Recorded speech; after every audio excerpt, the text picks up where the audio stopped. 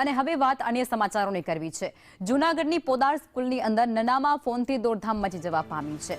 શિક્ષિકા જ્વલનશીલ પદાર્થ લઈ અને આવ્યા હોવાનો ફોન આવ્યો, જેમાં શિક્ષિકાના પતિએ ફેક કોલ કરતાની સાથે પોલીસ દોડતી થઈ છે। સ્કૂલમાં બોમ્બ અને ડોગ સ્પોટનું સઘન ચેકિંગ હાથ ધરાયું છે। સ્કૂલમાંથી કંઈ વાંધાજનક ન મળતાની સાથે મોટી રાહત પણ મળી છે।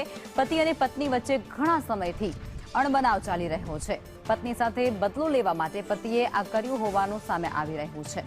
પોલીસે સમગ્ર મામલે કાયદાકીય કાર્યવાહી હાથ ધરી છે।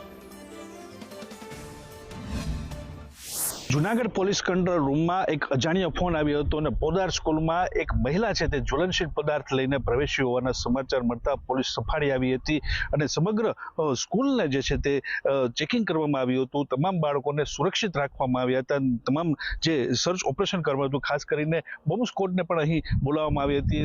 1 કલાકના જે સર્ચ ઓપરેશન બાદ કંઈ પણ વાંધાજનક વસ્તુ ન હોવાનું છે તે સામે આવ્યું છે। ખાસ કરીને એક મહિલા અને તેમના પતિ વચ્ચેની જે અણબનાવ હતો તેને લઈને સ્કૂલને ટાર્ગેટ કરવામાં આવ્યું અત્યારે પ્રાથમિક જાણવા મળી રહ્યું છે। સમગ્ર ઘટના ઉપરથી જે છે તે ડીવાયએસપીએ તપાસ હાથ ધરી હતી અને તમામ જે સર્ચ ઓપરેશન કર્યા બાદ કોઈ પણ વાંધાજનક વસ્તુ ન મળતા તમામ લોકોએ જે તે રાહતનો શ્વાસ લીધો હતો।